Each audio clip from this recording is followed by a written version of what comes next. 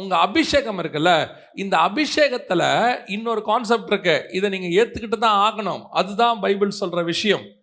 உங்க அபிஷேகம் சாட்சி இருக்குல்ல, அது எப்பவுமே பார்த்தீங்கன்னா ஒரு உபத்திரவத்தில் தான் உங்க சாட்சி விளங்கும். இடித்து விழுந்த அதோட அர்த்தம் என்னன்னு கேட்டா, உங்களுக்குள்ள இருக்கக்கூடிய அந்த அபிஷேகம் ஒரு இடத்துல என்ன செய்யும்னு கேட்டீங்கன்னா வெளியே வரும். அது எப்போ வரும் தெரியுமா? இப்போ நீங்க இவங்களை பார்க்குறீங்க, பலிபீட தண்டையில் ஜனங்களை பார்க்குறீங்க. வெளிப்படுத்தின விசேஷம் 6ஆம் அதிகாரம் 9வது வசனத்துல அந்த 9 வாசிங்க, 6, 9, 10. அவர் 5ஆம் முத்திரையை உடைத்த போது தேவ வசனத்து நிமித்தமும் தாங்கள் கொடுத்த சாட்சி நிமித்தமும் கொல்லப்பட்டவர்களுடைய ஆத்துமாக்களை பலிபீடத்தின் கீழே கண்டேன். நல்ல கவனிங்க, இவெல்லாம் ரத்த சாட்சியா மரிச்சவன், உபத்திரவத்துக்கு நடுவில் வந்தவன். இதே கான்செப்ட் தான் சிமுர்னா சபைக்கிட்ட ஆண்டவர் பேசுறாரு. அவங்களோட சாட்சி பயங்கரமா இருக்கு. சிமுர்னா சபைக்கிட்ட ஒரு குறையும் இல்லை. ஆனா ஆண்டவர் சொல்றாரு, நீ பட போற பாடுகளை குறித்து எல்லளவும் பயப்படாதே. அப்போ கர்த்தர் உங்களை ஒரு உபத்திரவத்தின் பாதைக்குள்ளே நடத்துறார். கர்த்தர் உங்களை வேதனைகளுக்குள்ளே அனுமதி கொடுக்கிறார்.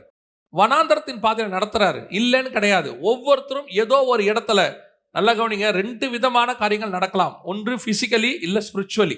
ஏதோ ஒன்றில் நடத்துவார். நீங்க ரோமர்கள் நிருபம் 8ஆம் அதிகாரம் நினைக்கிறேன், கடைசியா வாசிக்கும் போது, கடைசி 2 வசனத்துல வாசிக்கும் போது, பசியோ பஞ்சமோ பட்டயமோ நிர்வாணமோ நாசமோசமோ கிறிஸ்துவின் அன்பை விட்டு என்னை பிரிப்பவன், அதை சொல்லிட்டு அதுக்கு அடுத்து கீழே அடுத்த வசனம், மரணமானாலும் ஜீவனானாலும் தேவதூதர்களானாலும் அதிகாரங்களானாலும் வல்லமைகளானாலும் நிகழ்காரியங்களானாலும் வருங்காரியங்களானாலும். இதெல்லாம் பாருங்க ஸ்பிரிச்சுவல். அதுக்கு முந்தின வசனம் நீங்க வாசிச்சதெல்லாம் பிசிக்கல். எப்படி இருக்குது? பசியோ பஞ்சமோ பட்டயமோ நிர்வாணமோ நாசமோசம், இதெல்லாம் பிசிக்கல். இப்ப இவர் சொல்றது மரணமோ ஜீவனானாலும் தேவ தூதர்களானாலும் நிகழ்காரியங்களானாலும் வருங்க, எல்லாமே பார்த்தீங்கன்னா ஸ்பிரிச்சுவல். 2 விதமான வார்ஃபேர் இருக்கு. இந்த 2 விதமான வார்ஃபேர்ல ஏதாவது ஒன்று வரலாம், இல்லை 2 வரலாம். பவுலுக்கு 2 வந்திருக்குது. பவுலுக்கு 2 வந்திருக்கு. இந்த பக்கம் எடுத்தீங்கன்னா யோபுவுக்கு 2 வந்திருக்குது. ஒரு பக்கம் பிசிக்கலி மொத்தம் போச்சு, இன்னொரு பக்கம் டிப்ரெஷன். ஒரு ஆள் வந்து உட்காந்து பேசுது, 3 பேர் உட்காந்து பேசுறான், மனைவியிட வச்சு பேசுறான். ஸோ எல்லா டிப்ரெஷன் ஒரு பக்கம் பிசிக்கலி, ஸ்பிரிச்சுவலி. இல்லை ஒரு சிலருக்கு வெறும் ஸ்பிரிச்சுவலி இருக்கலாம். பிசிக்கலி எந்த பிரச்சனையும் இருக்காது, சாப்பாட்டுக்கு பிரச்சனை இருக்காது, நல்ல வீடு இருக்கும், கார் இருக்கும், எல்லாம் இருக்கும். ஆனா வாழ்க்கையில பயங்கரமான டிப்ரெஷன், வெளியே சொல்லவே முடியாது. அப்படி உட்காந்து அழக்கூடிய நிலைமையா தான் இருக்கும். அது ஒருத்தருக்கு இருக்கும். ஒரு சிலருக்கு நீங்க பார்த்தீங்கன்னு சொன்னா பிசிக்கலி பயங்கர பிரச்சனையா இருக்கும். நான்லாம் பார்த்துருக்கேன். ஒரு சிலர்லாம் கஷ்டப்பட்டு சம்பாதிக்கிறாங்க. அவங்க சம்பாரிச்சு கொண்டு வந்து சாப்பிட்றதுக்குள்ள போதும் ஆயிடுது. காலையில் 6 மணிக்கு 5 மணிக்கு செங்கல்பட்டில் கிளம்புறாங்க, 4:30 மணிக்கு. ஒரு அம்மா அன்றைக்கி சொன்னாங்க, 60 வயசு வரைக்கும் வேலை பார்த்துருக்காங்க நாகர்கோயிலில். அவங்களுக்கு வந்து வேலை வந்து திருநெல்வேலியில். கணவர் சொல்லிட்டாரான், நான் டிரான்ஸ்ஃபர் ஆகிலாம் எங்கே வரமாட்டேன், நான் நாகர்கோயிலேயே தான் இருப்பேன் அப்படின்ட்டாரான். இந்த அம்மா காலையில் 4:30 மணிக்கு ஃபஸ்ட்டு பஸ்ஸு பிடிச்சி போவாங்களாம். போய் இறங்கி 8:30 9 மணிக்கு அங்கே வேலைக்கு போவாங்களாம். முடிச்சுட்டு சாயங்காலம் 5:30 மணிக்கு 6 மணிக்கு வேலையை முடிச்சுட்டு அங்கே ஏறி நைட்டு 9:30 மணிக்கு வந்து இறங்குவாங்களாம். இறங்கி திருப்பி சமைச்சு எல்லாம் கொடுத்துட்டு திருப்பி காலை 4:30 போங்க. இந்த மாதிரி 25 வருஷம் போயிருக்காங்க. யோசித்து பாருங்க அவங்க நிலைமை எப்படி இருக்கணும். ஆனால் நல்ல சம்பளம், எல்லாம் இருக்கும். ஃபிசிக்கலி பயங்கர டென்ஷன். ஒரு சிலருக்கு மென்டலி பார்த்தா அவ்வளோ சந்தோஷமாக கேட்குறவங்களாம் சொல்லுவாங்க, உனக்கு என்ன கவலை, உனக்கு என்ன பிரச்சனை, காரில் வர போகிற நல்லா இருக்க, டெய்லி அழுதுகிட்டு உட்காந்துருக்கோம், வீட்டுக்குள்ளே இருக்கும், ப்ராப்ளம்ஸ் இருக்கும். ஆனால் ஏதாவது ஒன்றை கிராஸ் பண்ணி தான் வரணும். ஏன் தெரியுமா? வசனம் சொல்லுது, இடுக்கனான வாசல் வழியே பிரவேசியுங்கள். ஆனால் அதுக்கு நடுவில் உங்கள் மூலமாக ஒரு சாட்சியின் மூலமாக ஒரு வாசனை வீசும். பட்ட பாடுகளினாலே நான் பிரமாணங்களை கற்றுக்கொண்டேன். இந்த எண்ணம் இருக்கு பார்த்தீங்களா, இதுதான் நிறைய பேருக்கு வெளிச்சம் கொடுக்கும். இப்பவும் சொல்லுவேன், கர்த்தர் உங்களை சும்மா பாடல நடத்தலை. சில எக்ஸ்பீரியன்ஸ்குள்ள கர்த்தர் உங்களை சும்மா நடத்தலை. எதுக்கு தெரியுமா? ஒன்று, அந்த பாடுகள் வழியாக உங்களுக்கு ஒரு பலன் இருக்கு. உங்களுக்கு புரியுதா? உங்களுக்கு கண்டிப்பாக என்ன இருக்குது? ஒரு பலன் இருக்கு, கர்த்தர் கொடுப்பார். அதே நேரத்தில் வெறும் பலனுக்காக நீங்கள் அப்படி நடக்கலை. இப்போ நீங்கள் அடைஞ்ச எக்ஸ்பீரியன்ஸ் இருக்குல்ல, இது எதுக்காக தெரியுமா? உங்களை மாதிரி அந்த பின்னாடி வரான்ல ஒரு லட்சக்கணக்கானவன், அத்தனை பேருக்கும் நீ தான் அவர்களுக்கு எக்ஸாம்பிள். ஏன்னா உங்களால் தான் அந்த டெப்த்தில் இருந்து அந்த பெயினோட அவனுக்கு கவுன்சில் பண்ண முடியும். அவனுக்கு சாட்சியா நிற்க முடியும். பசின்னு ஒருத்தன் அடைஞ்சவன் தான் பசியா வரவனுக்கு பசியை பற்றி பேச முடியும். பசினே தெரியாதவனுக்கு எப்படி இருக்கும்?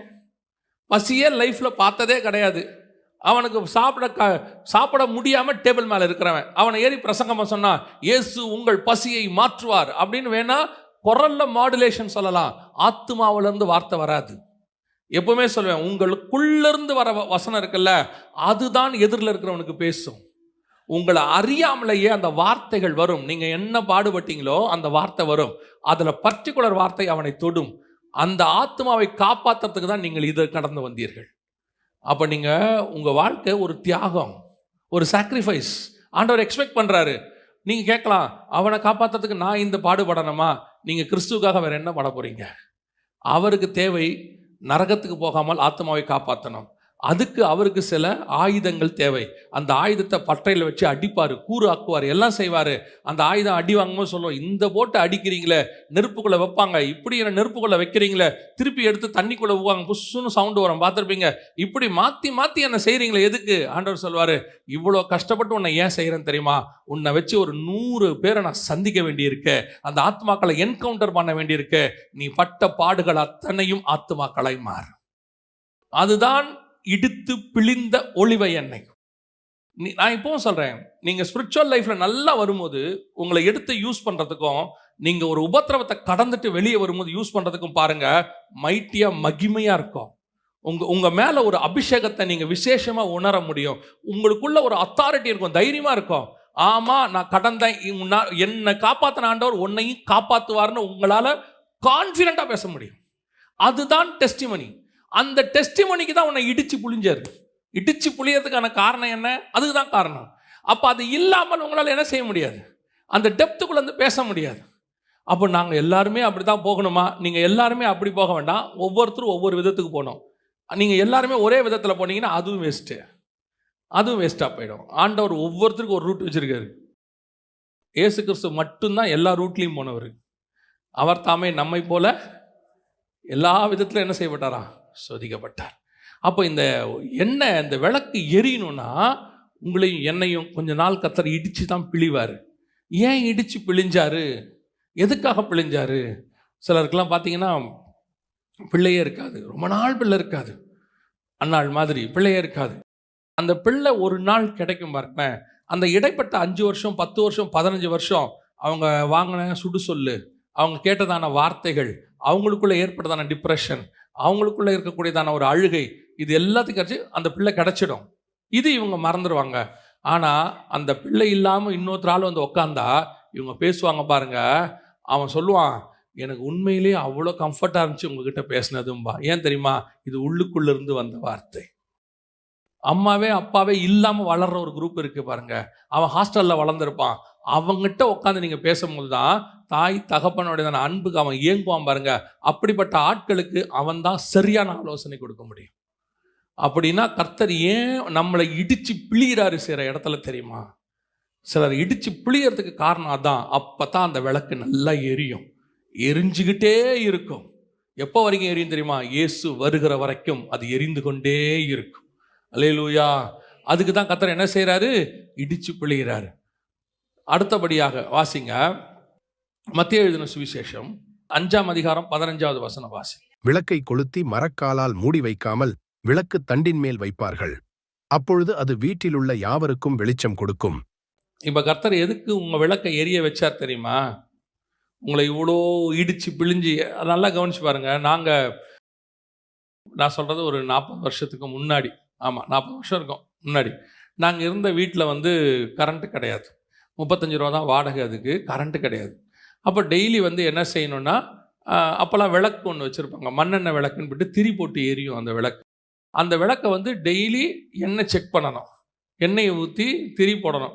ஒரு 2 வாரத்துக்கு ஒரு தடவை 3 வாரத்துக்கு ஒரு தடவை திரி என்னவாயிரும், கருப்பாக இதாயிரும். அதை எடுத்து போட்டு திருப்பி என்ன செய்யணும், இன்னொரு திரியை வந்து போட்டு அதை செய்யணும். அப்புறம் அந்த மேலே கண்ணாடி குடுவை ஒன்று இருக்கும், அதுக்கு பார்த்துருக்கீங்களா? இப்போ இருக்க ஜென்ரேஷனுக்கு தெரியாது. அந்த கண்ணாடி குடுவை என்ன பண்ணணும்னு கேட்டிங்கன்னா, சிலர் வந்து என்ன பண்ணுவாங்கன்னா இந்த விபூதி போட்டு நல்லா துடைப்பாங்க. அப்படி இல்லைன்னா அவங்களுடைய லெவலுக்கு ஏற்ற மாதிரி துடைப்பாங்க. தொடச்சி இவ்வளவும் பண்ணால் தான் அந்த விளக்கு என்னவாகும், பிரகாசமாகும். இவ்வளோத்தையும் பண்ணிட்டு ரெடி பண்ணிட்டு விளக்க நாங்கள் எங்கே வைப்போம் தெரியுமா? இங்கே வந்து தண்டின் மேல்னு இருக்குது. நம்ம ஊரில் தண்டுலாம் கிடையாது. ஒரு டப்பா வச்சு அதுக்கு மேலே தான் வச்சுருப்போம். இல்லைன்னா ஒரு ஷெல்ஃப் மேலே வைப்போம், இல்லை ஒரு பாத்திரத்தை வச்சு அது மேலே வைப்போம். ஏன் வைக்கிறோம் அப்படின்னு கேட்டால், இவ்வளோ க்ளீன் பண்ணி எதுக்கு வச்சோம் அப்படின்னா, அப்போ விளக்கை கொண்டு போய் எங்கேயோ ஒரு இடத்துல வச்சு ஒரு புரோஜனுக்காக தான் இவ்வளவும் செய்யப்படுகிறது ப்ரிப்பரேஷன். இவ்வளவு தூரம் உங்களை ரெடி பண்ணதுக்கான காரணம் என்ன அப்படின்னு கேட்டால், உங்களை சும்மா பொத்தி ஒரு கட்டில் கடியில் வைக்கிறதுக்கு இல்லை, வீட்டுக்குள்ளே மூடி வைக்கிறதுக்கு இல்லை. God wants to use you mightily. உங்களை எங்கேயோ கொண்டு போய் வச்சு கர்த்தர் பயன்படுத்த விரும்புகிறார். அதுக்கு தான் இந்த ப்ரிப்பரேஷன். இந்த ப்ரிப்பரேஷனுடைய முடிவு எதுக்கு? சில நேரத்துலலாம் ஒரு சிலர்லாம் ஆண்டவர்கிட்ட கேட்குறாங்க. உண்மை, நான் கேட்டிருக்கிறேன், இப்பவும் கேட்பாங்க. கண்டிப்பாக கர்த்தர் பயன்படுத்த போகிற ஆளெல்லாம் முன்னாடி ஆண்டவர்கிட்ட ஒரு வார்த்தை, இந்த வார்த்தை கேட்டிருப்பாங்க. ஏன் ஆண்டவரை என்னை இப்படி பிடிச்சி கொடுத்துருக்கிறீங்கன்னு கேட்டிருப்பாங்க. எனக்கு ஏன் ஆண்டவரே இப்படி நடக்குது? இந்த கேள்வியை கேட்காம பின்னாடி ஒருத்தர் நல்லா பயன்படுத்திருக்கவே மாட்டான். அதுக்கு நல்ல சாட்சி தாவீது. ராஜாவாகன்னு சொல்லியாச்சு, அதுக்கப்புறம் அவன் பட்ட பாடு இருக்கு பாருங்க. அதுக்கு ராஜாவாக ஆகாமே இருந்திருக்கான்னு நினச்சிருப்பான் அவன். என்னை ஏன் இந்த ராஜான்னு சொல்லிவிட்டீங்க, எனக்கு எதுக்கு இந்த பாடு, ஏன் நான் இதை கிராஸ் பண்ணுறேன், ஏன் இந்த சூழ்நிலை அப்படின்னா, கர்த்தர் உன்னை உருட்டி பிரட்டி கொண்டு வந்து எதுக்கு? ஓகே, நல்ல சாட்சிப்பா, நீ நல்லா கஷ்டப்பட்ட, நீ போய் இனி சந்தோஷமாயிரு. இல்லை, உன்னை இவ்வளோ தூரம் நாங்கள் பண்ணது எதுக்கு தெரியுமா? உன்னை மலை மேல் இருக்கிற பட்டணமாய் மாற்றுவதற்கு, தண்டின் மேல் வைத்து உன் வெளிச்சத்தண்டைக்கு அநேகர் ஓடி வருவதற்கு. நிறைய பேர் உன் வெளிச்சத்தில் பிழைக்கணும். நான் உன்னை கொளுத்தி ஆண்டவர் எங்கே வைக்க போறாரு? மேலே வைக்க போறாரு. அதுக்கு தான் இந்த பாடு. இவ்வளோ கஷ்டத்துக்கு நடுவில் கர்த்தர் கொண்டு வருவதற்கு உன்னை ஏதோ ஒன்று இடத்துல கொண்டு போய் உயரத்தில் வைக்க போறார். அந்த உயர்வில் வைக்கிறதுக்கு முன்னாடி அது யாரா இருக்கட்டும், இப்போ இயேசு கிறிஸ்து எவ்வளோ தன்னை தாழ்த்தினாரோ, எவ்வளோ பாடுபட்டாரோ, எவ்வளோ கஷ்டப்பட்டாரோ, பிதா என்ன செஞ்சாராம்? அவ்வளவுக்கு அவ்வளோ அவரை உயர்த்தினார். அவ்வளோதான். இவங்க எல்லாம் இப்போ பாருங்க, அப்போஸ்தலர்கள் படாத பாடே கிடையாது. இன்னைக்கு அப்போஸ்தலர்களுடைய நாமங்கள் இல்லாத ஊரே கிடையாது. புரியுதா உங்களுக்கு? அன்னைக்கு அவங்க பட்ட பாடுகளுடைய உச்சம் என்னன்னு கேட்டிங்கன்னா, பின்னாடி வரப்போகிற மகிமை, பின்னாடி வரக்கூடிய கனம், பின்னாடி உங்களை யூஸ் பண்ண போகிற விஷயம், அதுக்கு தான் கர்த்தர் உன்னை நடத்திட்டு இருக்கிறாரு. இன்னும் கொஞ்ச காலம்தான். இயேசு பாருங்களேன், அந்த கெத்செமனேக்கு போகும்போது இயேசுக்கு நல்லா தெரிஞ்சு போச்சு, நாளைக்கு நம்மளை என்ன பண்ண போகிறாங்க.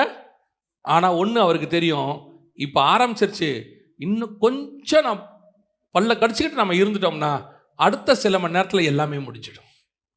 அதுதான் இனி வரும் பலன் மேல் நோக்கமாகி துன்பத்தை அனுபவிக்க தெரிந்து கொண்டான் மோசே. அவன் இப்போ இருக்கிற பாடுகளை பார்த்து இல்லை, நடக்கிற பிரச்சனையை பார்த்தல்ல, இந்த பிரச்சனைக்கு பின்னாடி எனக்கு ஒரு ஆசீர்வாதம் வரப்போதில்லை, அதை பார்த்துக்கிட்டு இந்த பிரச்சனையை ஃபேஸ் பண்ணான் அவன். இது தான் இயேசுவும் செஞ்சாரா? ஒரு வசனம் இருக்கு, அவர் தனக்கு முன்பாக வைக்கப்பட்ட சந்தோஷத்தின் நிமித்தம் இதை எல்லாத்தையும் ஏற்றுக்கொண்டார்னு வசனம் சொல்லுது. இதுக்கப்புறம் வரப்போறது இதைத்தான் நான் உங்களுக்கு சொல்றேன். ஏன் ஆண்டவர் உங்களை இடிச்சு பிழிஞ்சு எல்லாம் செய்யறார் தெரியுமா? உங்களை மரக்காலின் மேல் ஒரு வைத்து அநேகருக்கு வெளிச்சம் கொடுக்கிறவராய் கர்த்தர் மாத்துவார். அல்லேலூயா. அதுக்காகத்தான் இப்படி இடிச்சு பிழிறாரு, அதுக்காகத்தான் இந்த சூழ்நிலை கூட நடத்துறாரு. இல்லைன்னா சும்மா நடத்த மாட்டாரு. அவர் யாரை கொண்டு போய் மரக்கால் மேல உட்கார வைக்க போறாரோ அவர்கள் தான் இப்படி இருப்பார்கள். மற்றவங்க இல்லை நான் ஒரு சொஃபிஸ்டிகேட்டட் லைஃப், சிலர்லாம் சொல்லுவாங்க, அப்படி நான் உண்டு, என் வேலை உண்டு, அப்படியே இருக்கணும், ஆண்டவர் ஏதோ கொடுத்தாரு, சோத்திரம், பிரைஸ் தி லார்ட் அப்படின்னு இருக்கணும்னா ஒரு பிரச்சனையும் இல்லை, நீங்கள் இருக்கலாம். ஆனால் உன்னை கர்த்தர் யூஸ் பண்ணணும்னு வச்சுக்கோங்க. நீங்கள் சகல ஜனங்களை பார்க்கிலும் இஸ்ரவேலர்கள் பிரஸ்தாபப்படணும், அவங்கள எல்லாருக்கும் முன்னாடி உயர்த்தணும்னா வேற வழியே இல்லை. அவன் எகிப்திலிருந்து வெளியே வந்தால் தான் முடியும், எகிப்தில் அடிமைத்தனத்துக்குள்ள இருந்தால் தான் முடியும். அப்போ தான் எப்படி பலத்த கரத்துக்குள் விடுதலையாக்கினார்னு தெரியும். வனாந்தரத்துக்குள்ள வந்தால் தான் தெரியும் எப்படி மண்ணா வருது, எப்படி கண்மலை தண்ணி வருதுன்னு தெரியும். செங்கடலுக்குள்ள போனாதான் தெரியும், யோர்தானுக்குள்ள போனாதான் தெரியும், அக்கறைக்கு நான் வந்தேன், இந்த ஜனங்கள் பலத்த ஜனங்கள், உங்கள் கர்த்தர் செய்ததை கண்டு நாங்கள் பயந்திருக்கிறோம்னு ராகாப் சொல்லுவா. அவ பயப்படணும்னா இது நடக்கணும்னா நீங்களும் நானும் அதுக்கு நடுவில் கடந்து போகணும். அப்போ பின்னாடி நடக்க போற மகிமைக்கு, பெரிய ஆசீர்வாதத்துக்கு, மிகப்பெரியதான கனத்திற்கு கர்த்தர் உன் விளக்கை ஏற்ற போகிறார். அல்லேலூயா. அப்ப இந்த ப்ரிப்பரேஷன் அதுக்கு தான் நடக்குது. இந்த ப்ரிப்பரேஷன் அதுக்காக தான் ஓடிக்கிட்டே இருக்குது. கர்த்தர் நடத்துகிற காரியத்துக்கு பின்னாடி இதான் நடந்துட்டு இருக்குது. அப்போ அது ஆண்டவர்கிட்ட சொல்லும் போது சில நேரத்தில் நம்ம உண்மையில தான் கேட்கணும், ஏன் ஆண்டவரே இப்படியெல்லாம் என்னை ஏன் உருட்டுறீங்க, என்னை ஏன் இப்படி பண்ணுறீங்க, இது என்னால் தாங்கக்கூடாததாக இருக்கிறது. சில நேரத்தில் உண்மையில நம்மளால் என்ன செய்ய முடியாது, தாங்க முடியாது. ஆனால் ஒன்று மட்டும் நினச்சிக்கோங்க, திராணிக்கு மிஞ்சி நீங்கள் சோதிக்கப்படுவது இல்லை. பரலோகத்துக்கு உங்கள் மேலே என்ன இருக்குது? ஒரு நம்பிக்கை இருக்குது, உன்னால் முடியும் அப்படின்னு சொல்லி. எனக்கு ஒருத்தர் சொல்லி கொடுத்தாரு. ஒரு ஒரு இடத்துல பேசிக்கிட்டு இருக்கும்போது சொன்னார், எவ்வளோ வெயிட்டில் இதை குத்துவ ஜெகன் அப்படின்னாரு. நான் என்ன இப்படி சொன்னேன், இவ்வளோதாங்க மொத்த ஃபோர்ஸ். அவர் சொன்னார், இதை விட இன்னும் 5 மடங்கு ஃபோர்ஸ் உனக்குள்ளே இருக்குது தெரியுமா அப்படின்னாரு. நான் சொன்னேன், இவ்வளோ தான் இருக்குது பாருங்க, இதுக்கு மேலே என்ன 5 மடங்கு இருக்குன்னு. அப்போ அவர் சொன்னார், சயின்டிஃபிக்கலி சொன்னார், நீ இதை குத்துறிய இந்த ஸ்பீடை விட தும்முற ஸ்பீடு இருக்குல்ல, ஒரு தும்மல் வருதுல்ல, அதுதான் நம்ம உடம்புக்குள்ள இருக்கிற ஒரிஜினல் ஸ்பீடு. எவ்வளோ வேகமாக தும்முறோமோ அது நமக்குள்ளே இருக்கிற, நம்மளால் தானே தும்ம முடியுது அவ்வளோ வேகமாக. அவ்வளோ ஃபோர்ஸ் நமக்குள்ளே என்ன இருக்குது. ஆனால் நம்ம தான் நம்மளை என்ன நினைக்கிறோம்னா, இதுக்கு மேலே நம்மளால் என்ன செய்ய முடியாதுன்னு நினைக்கிறோமா. ஆனால் உள்ளுக்குள்ளே நமக்குள்ளே அவ்வளோ ஃபோர்ஸ் இருக்குது அப்படின்னு அவர் சொன்னார். நீங்கள் பாருங்கள், ரன்னிங் ரேஸில் ஓடும் போது நீங்கள் என்ன ஸ்பீடில் ஓடுவீங்க? ஒரு ஸ்பீடில் ஓடுவீங்கல்ல, அதுவே கரடி துரத்துனா எப்படி ஓடுவீங்க? ஒரு நாய் துரத்துது எப்படி ஓடுவீங்க? நீங்கள் இப்போ நடந்து வந்துக்கிட்டு இருக்கும்போது ஒருத்தர் வேகமாக வராரு, கூட சொல்கிறாங்க கொஞ்சம் வேகமாக நடங்க, என்னாலலாம் முடியாது சும்மா அப்படிங்கிறீங்க. திடீர்னு 2 நாய் துரத்துது, உங்களால் முடியுமா முடியாதா? அப்போ உங்களுக்குள்ளே இருந்துச்சு தானே அந்த ஃபோர்ஸு. நம்ம நினச்சிக்கிட்டோம் நம்மளால் என்ன செய்ய முடியாது அப்படின்னு நினச்சிக்கிட்டோம். ஆக்சுவலி உள்ளே இருக்குது. அதைத்தான் தேவன் சொல்கிறாரு, என்னால் முடியாது நீ நினைக்கிற, ஆனால் உன்னால் முடியும் என்பது பரலோகத்திற்கு தெரியும். அதனால தான் இதை அனுமதி கொடுத்துருக்குது. திராணிக்கு மிஞ்சி சோதிக்கப்படுவதெல்லாம் என்னன்னா பரலோகத்துக்கு நல்லா தெரியும். ஆனால் ஒன்று மட்டும் நிச்சயம், நான் பைபிளில் பார்த்ததை சொல்கிறேன், நான் படித்ததை சொல்கிறேன், ஒன்று மட்டும் நிச்சயம், கர்த்தர் வனாந்தரத்தில் நடத்துவார், ஆனால் ஒரு நாளும் வனாந்தரத்தில் உன்னை கொன்று போட மாட்டார். நீ வனாந்தரத்தை கண்டிப்பாக கிராஸ் பண்ணித்தான் போவோம். வனாந்தரத்தில் சாகிறது மட்டும் கிடையாது. எவன் செத்தான்? கர்த்தரை நம்பாதவன் செத்தான். கர்த்தரால் அழைக்கப்பட்டவன் சாகவே இல்லை, சாகவும் மாட்டான். ஏன்னா கர்த்தருக்கு தெரியும், இந்த விளக்கு எனக்காக ஒரு நாள் தண்டின் மேல் எரிய வேண்டி இருக்கிறது, ஒரு நாள் வெளிச்சம் கொடுக்க வேண்டியிருக்கு, ஒரு நாள் பிரகாசிக்க வேண்டியிருக்கு. அதுக்குத்தான் நான் இப்படி செய்கிறேன், இடிச்சு பிழிஞ்சு எல்லாம் செஞ்சிட்டு இருக்கிறேன். கண்டிப்பாக ஒரு நாள் கர்த்தர் உங்களை ஒரு மரக்காலின் மேல் வைத்து அநேகருக்கு வெளிச்சம் கொடுக்கிறவராய் மாற்றுவார். அது ஒரு வீட்டின் மேலே வைப்பாரா, மலை மேல் இருக்கிற பட்டணமாக வைப்பாரா, இல்லை இன்னும் உயரத்தில் கொண்டு போய் சேட்டலைட்டாக வைப்பாரான்னு தெரியாது. எங்கேயோ ஒரு இடத்துல கர்த்தர் வைப்பார். உங்கள் மூலமாக அநேகருக்கு பிரயோஜனப்படுவார். நீங்கள் அநேகருக்கு பிரயோஜனம் உள்ள பாத்திரமாய் மாறுவீர்கள். அப்படி மாறுவதற்கு முன்பதாக இந்த சூழ்நிலையில் நீங்கள் கடந்து போய் கொண்டு இருக்கிறீர்கள். அதனால தான் அந்த சூழ்நிலை. அப்போ ஆண்டவர்கிட்ட சொல்லும் போது தைரியமாக சொல்லுங்க, ஆண்டவரே கண்டிப்பாய் நீர் என் விளக்கை ஒரு நாள் ஏற்றுவேன், என் விளக்கு பிரகாசிக்கும். நான் அணைந்து போகிற விளக்கு அல்ல, பிரகாசிக்கிற விளக்கு. அல்லேலூயா. ஆண்டவர்கிட்ட தைரியமாக சொல்லுங்க, நான் பிரகாசிக்கிறேன். உங்கள் வாயின் அறிக்கை ரொம்ப இம்பார்ட்டன்ட்.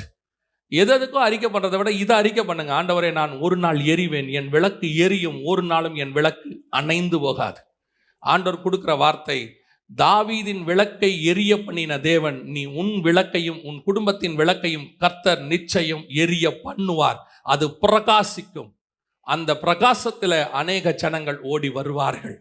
அது கர்த்தர் கொடுக்கிறதான வாக்கு தத்தம். உன்னை தண்டின் மேல் கர்த்தர் வைப்பார், அநேகருக்கு சாட்சியாய் வைப்பார். நீ பட்ட பாடுகளை பட்டணங்கள் தோறும் கர்த்தர் சொல்ல வைப்பார். நீ பட்ட பாடுகளை அநேகருக்கு சொல்ல வைப்பார். நீங்க நினைப்பீங்க, இதுவா? ஆமா, எப்படி இதெல்லாம் நடந்துச்சு? என்னைக்கோ ஒரு நாள், என் சாட்சியை சொல்லிட்டு நான் முடிக்கிறேன். என்னைக்கோ ஒரு நாள் ஏதோ ஒரு மூலையில், ஏதோ ஒரு இடத்துல, மலைக்கு மேலே ஒரு சின்ன கிராமம், அங்கே தான் வேலை பார்த்துக்கிட்டு இருந்தேன் வெளிநாட்டில். அங்கே அந்த மிஞ்சி போச்சுன்னா அந்த அந்த அந்த சிட்டியில் ஒரு 500 பேர் இருப்பாங்க. சின்ன சிட்டி, ஊருக்குள்ளே வரணும், அதுக்கு தனியாக 1/2 மணி நேரம் வரணும். அப்படி ஒரு இடத்துல மூளையில் இருந்த ஒரு ஆள் தான் கர்த்தர் சொன்னார், இதை விட்டுட்டு போ அப்படின்னு சொல்லி. எனக்கு என்ன, நான் போனால் என்ன ஆகும்? நான் என் குடும்பம் செட்டில் ஆகணும், நல்லா இருக்கணும் அப்படின்னு நினச்சிட்டு இருக்கிறேன். ஆண்டவர் சொன்னார், விட்டுட்டு போ அப்படின்னு. எனக்கு தெரியாது, ஆனால் நான் சொல்லுவேன், அன்னைக்கு அங்கேருந்து வந்து 1 வருஷம் ஊழியம் கிடையாது, எதுவும் கிடையாது, யாரையும் காசு கேட்க முடியாது, எதுவுமே கிடையாது, உண்மையிலே கிடையாது. ஆனால் அதை நடத்தின டிப்ரெஷன், ஸ்ட்ரெஸ்ஸு, வெளியே இருக்கிறவங்க கூட நம்பிடுவான், ஊழியத்துக்கு வந்திருக்கிறோன்னா அப்படியான்னு கேட்பான். கூட இருக்கிறவங்க, ஆண்டவர் உங்களை கூப்பிட்டதுன்னா உண்மையா, சும்மா சோம்பேறித்தனமாக இருக்கிறதுக்கு இப்படிலாம் பேசாதீங்கம்பாங்க. டிப்ரெஷனாக இருக்கும். அதாவது நீங்கள் ஃபிசிக்கலி ஒரு பிரச்சனை வந்துச்சுன்னு வச்சுங்களேன், படுத்து தூங்குனா கொஞ்சம் எழுந்திரிக்கும் போது என்ன ஆயிரும், கொஞ்சம் ரிலாக்ஸ் ஆகிடும். ஆனால் டிப்ரெஷன் வந்துச்சுன்னா தூக்கமும் வராது. அது ஒரு இடத்துக்கு போயிடும். பிறண்டு படுத்துக்கிட்டே இருப்போம், என்ன செய்யறதுன்னு தெரியாது. 2 மணிக்கு எந்திச்சு உட்காந்துருப்போம், 1 மணிக்கு எந்திச்சு உட்காந்துருப்போம், என்ன பண்ண போகிறோன்னு தெரியாது. ஆனால் ஒன்று மட்டும் நிச்சயம், எனக்கு ஆண்டவர் சொல்லிட்டே இருப்பார், உன்னை அழைத்தது நான், உன்னை ஒரு நாளும் கை விடவே மாட்டேன். இந்த இடத்துல கொண்டாந்து கர்த்தர் நிறுத்தி இருக்கிறார். இதுக்கு நான் என்ன பிரயாசப்பட்டேன்? ஒன்றுமே பிரயாசப்படலை, விட்டுட்டு வந்தேன், அவ்வளோதான். அது கூட ஆவியானவருடைய தயவே. ஆவியானவர் விட்டுட்டு வர சொன்னார். அந்த தேவன் உன்னை கொண்டு வந்ததுக்கு, உன்னை நடத்துவதற்கு, உன்னை ஆண்டவர் கொண்டு போகிற பாதைகளுக்கு கர்த்தருக்கு ஒரு முகாந்தரம் இருக்கிறது. ஆனால் அதன் முடிவு சம்பூர்ணமாக இருக்கும். முடிவு எப்படி இருக்கும்? சம்பூர்ணமாக இருக்கும். உன்னை கர்த்தர் எரிய பண்ணுவார். உன் விளக்கு நிச்சயம் பிரகாசிக்கும். அநேகர் உன் வெளிச்சத்துக்கு அன்னைக்கு ஓடி வருவார்கள். ஆண்டவன்மாரே, ரட்சிக்கப்பட என்ன செய்ய வேண்டும் என்று கேட்பார்கள். அன்னைக்கு உன் இருதயத்தின் ஆழத்திலிருந்து நீ சொல்ல போற சாட்சி, அவன் சொல்லுவான், இந்த வார்த்தை என் இருதயத்தை மாற்றியது, இந்த வார்த்தை என் வாழ்க்கையை மாற்றியது. நரகத்துக்கு போகணும்னு நினச்சி நான் சூசைடுக்கு போகணும்னு நினச்சேன், ஆனால் கர்த்தர் இன்னைக்கு உங்கள் மூலமா என்னை மாற்றினாருமா. அநேகரை நரகத்திலிருந்து காப்பாற்றுவதற்கு நீ இப்பொழுது பாடுகள் மத்தியிலே கடந்து போகிறாய். அல்லேலூயா.